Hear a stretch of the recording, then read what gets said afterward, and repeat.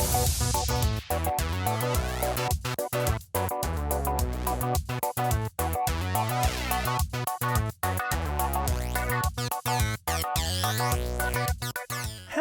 welcome to Alyssa Jean's Reviews. My name is Alyssa, and welcome to my review for Marvel's She-Hulk, the latest Disney Plus Marvel show. If you have not seen all the way up through the end of She-Hulk, then you will not want to watch this video as things could be spoiled for you. So, it's funny, I'm recording this on the same day as I'm recording my season 1 review for Lord of the Rings, The Rings of Power, and I'm realizing that there's a lot of similarities on how I approach each of these first seasons of new shows. And in both cases, I feel like there was a lot of potential, there were a lot of things that I liked, but I need to see a lot of improvement in season 2 in certain areas. Although I will say, I think Lord of the Rings has more work to do for improving its second season than She-Hulk does. For She-Hulk, what I just really want is for them to do more of the things that I really liked. They did a lot of things I really liked. They were just inconsistent, and I need them to be more consistent with those things and do more of them. And I will get more specific about what those things are in just a minute. But the other way in which this reminds me of my review for Lord of the Rings, Rings of Power is I find myself compelled to compare it to another show that's running at the same time. Is it not comparing She-Hulk and Lord of the Rings to each other, but in my Lord of the Rings, Rings of Power review, I compared it to House of the Dragon because they are both major fantasy shows for major fantasy franchises running at the same time. Whereas with She-Hulk, it is impossible to not compare it to Star Trek Lower Decks. For one thing, they both came on, they started streaming on Thursday at midnight every week. And this was true every week except for one. She-Hulk started 1 week before Lower Decks, but then for the whole rest of She-Hulk's run, it aired, or started streaming, I should say, at the same time as Star Trek Lower Decks. And what I would do, set my alarm, get up early, and watch each of them back to back before going to work. And I would always start with Lower Decks because I have more of a history with it, and I'm more of a Star Trek person than a Marvel person. So I would watch Lower Decks first and She-Hulk second. And it is hard not to compare the two because they each are trying to do the same thing for their respective franchises. They are taking a much more lighthearted approach. They're taking a much more silly approach. And even though each are considered canon, they are actually happening within their respective universes, you do have to suspend disbelief and allow for certain silly things that you wouldn't allow for in other movies or shows within that same universe. So She-Hulk can get away with a lot more silliness than you would expect in, I almost said Thor, but maybe not Thor is a great example, but you expect in the Captain America Winter Soldier, and the main Avengers films. I mean, there's moments of levity in all of those films, but this goes over the top, it breaks the fourth wall, and actually does parodies of the Marvel Universe itself. And that's the same thing that Lower Decks does for Star Trek. It gets a little silly, gets a little over the top, and does parodies of other Star Trek episodes. So both shows are accomplishing the same thing, and it is hard, or trying to accomplish the same thing, I should say. It is hard to not notice that Lower Decks is so much better at it than She-Hulk is.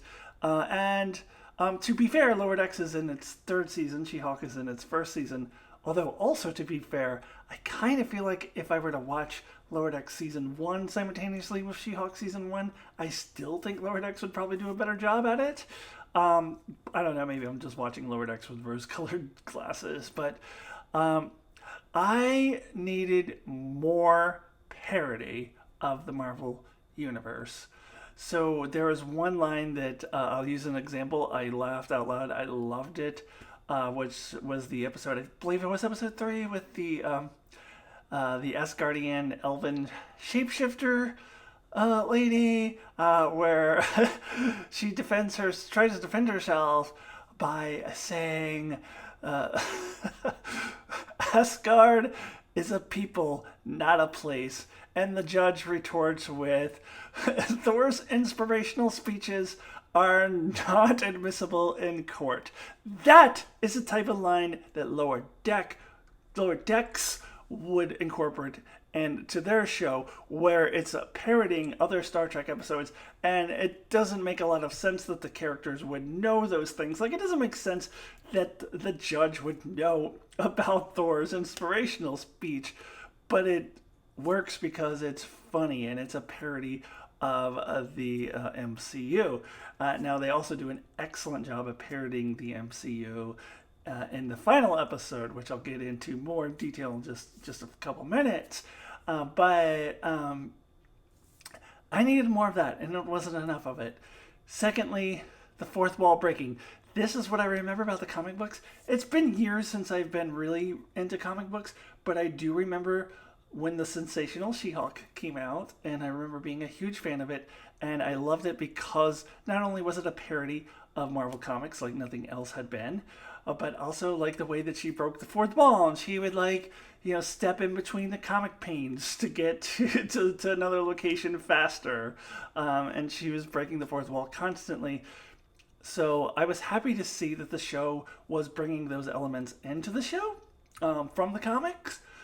But I don't feel like they did it enough. Like, there were a couple of episodes where she barely broke the fourth wall at all. This is very inconsistent, very kind of uneven. And of course, the finale, was fantastic. That is, really the only thing that saved the finale for me is that epic fourth wall breaking. But I need more of that. I need it to be more consistent all throughout this season.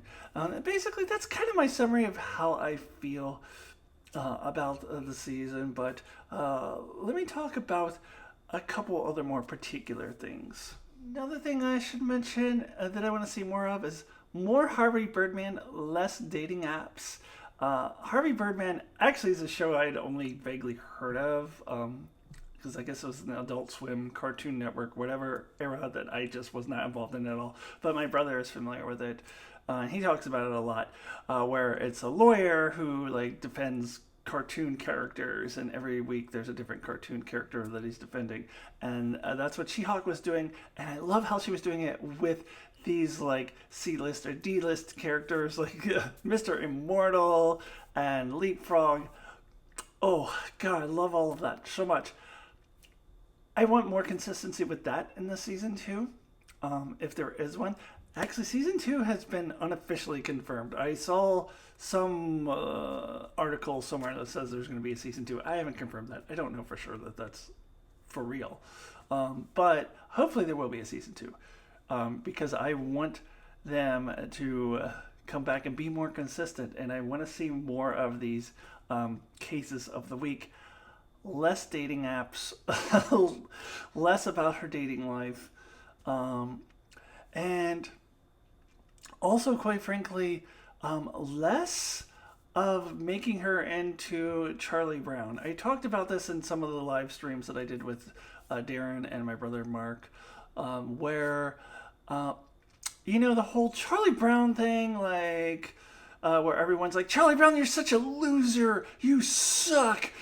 Everything sucks because of you. It's all your fault. Even though Charlie Brown was a good guy and he was trying his best, I don't like that kind of storytelling. The Drew Carey Show was a sitcom that was out in the 90s that I watched in reruns for some reason because I was at work and I don't know, I was bored and I was working in a group home and I would work the late shift and the clients would go to sleep and I was just basically there just to be a body there, and so I would watch a lot of these Drew Carey Show reruns. Anyways, it was the same kind of thing, like the Charlie Brown thing, and I don't like that, and I feel like they laid that on a little thick, and especially in the last 2 episodes, the end of the second to last episode, and then the beginning of the final episode. Now, I get they were trying to make a point about, women can't get away with the same things that men can, and women are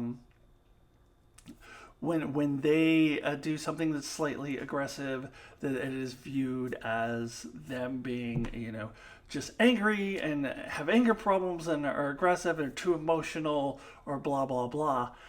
I kind of get that that's what they were going for, but I think they took it a little too far. Case in point, when She-Hulk at the end of episode 8 starts destroying the TVs that are showing all of her personal information, that she's being doxxed in front of everyone. I think the reaction should have been a little more mixed. I could see that some people would go, "Oh yeah, look, she's just a woman overreacting." I think the women in that audience should have been helping her to destroy the TVs. The way that everybody was running around screaming, going, "Ah!" reminded me of like the 1980s Hulk cartoon where Hulk would just jump in and go Hulk smash, and everybody would go, "Ah!" screaming automatically just because there's a Hulk there.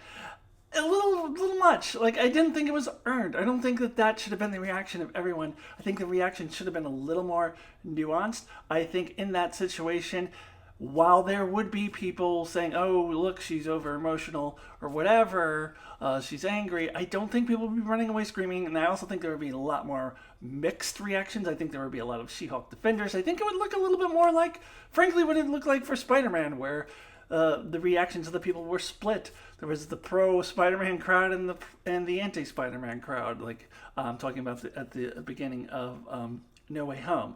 So I don't know. I feel like it should have been a little more nuanced, and that really bothered me. And overall, like, I liked the point that they were trying to make, but I want to see them get that across a little better next season. And as I said, it was only the breaking of the fourth wall in the finale that saved the finale for me, because up to that point I was like, I can't deal with this. Can't deal with it. So let's go ahead and talk about that. Okay, so when She-Hulk goes into the Disney Plus stream and looks at all the other shows, and then climbs into the Avengers Assembled one, which I actually didn't notice. I guess Marvel Assembled, sorry, which is like the behind the scenes, whatever, that nobody watches. I didn't even notice at first that that's where she went, which makes total sense that going through there would allow her to access the Marvel Studios. Now, I saw another video where people were like, "Oh, I wish she went into I Am Groot," and what wish she went into Hawkeye, whatever, they could really go down a rabbit hole with that. But I thought that was amazing, because this is what I wanted from the comics. I want more of this. And then this allowed them to do the perfect parody of Marvel. Now, this, to me, lived up to Star Trek Lower Decks. Now, Lower Decks does not do the fourth wall breaking. That's not how they do their parodies. But the result is the same, where they are just flat out mocking Marvel movies for the way that they always end. They always end the same. They always end with a villain who has the same powers as the hero. They always have super soldier serum, and those sorts of things that I just, so delicious. It was so good. So I need more of that in season 2, and hopefully there is one, because I really do want to see a season 2. I want to see them kind of smooth out the edges, and I also want the character development to be more in the forefront. There was an underlying character story of Jennifer trying to reconcile being Jennifer Walters with She-Hulk, being a lawyer with being a hero, those sorts of things. But no one ever talks about them, because they're kind of, buried under everything else, buried under conversations about the sexism and the way it's approached. And maybe some people think they're laying it on a little too thick. There's conversations about whether it's funny or not. All the different things that people talk about, you kind of forget about the character development. It was just kind of buried under all that. So I want to see that more in the forefront. I want to see it less Charlie Brown-esque and more balanced. And I do think just a little tweak here and there, and this could be a 9 or 10 rating show for me in season 2. But as it is, it's a little lower than that. So let me go ahead and tell you what my rating out of 10 is for season 1. Okay, so my rating for She-Hulk season 1, with 1 being the lowest possible score, 10 being the highest possible score, my rating is a 7.5. So specifically higher than Hawkeye and Ms. Marvel, which were each a 7.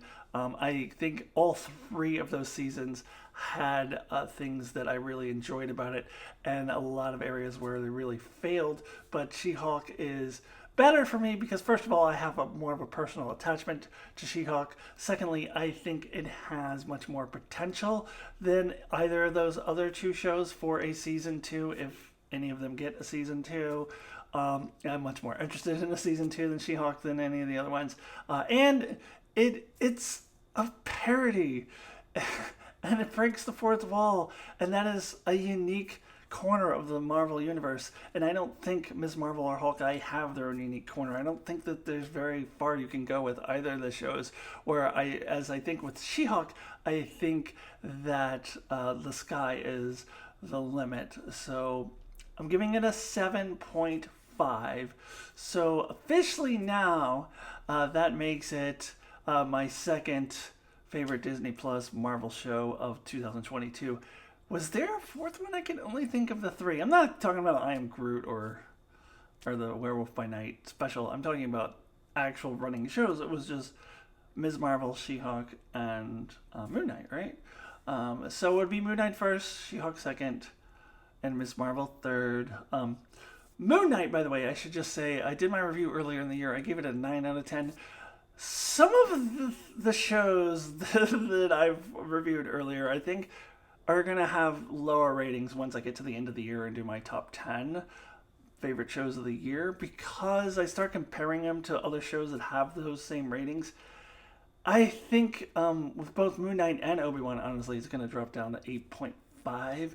And for Moon Knight, it's because that finale, man, God, that finale was everything that She-Hulk was making fun of and more, and it really brought it down.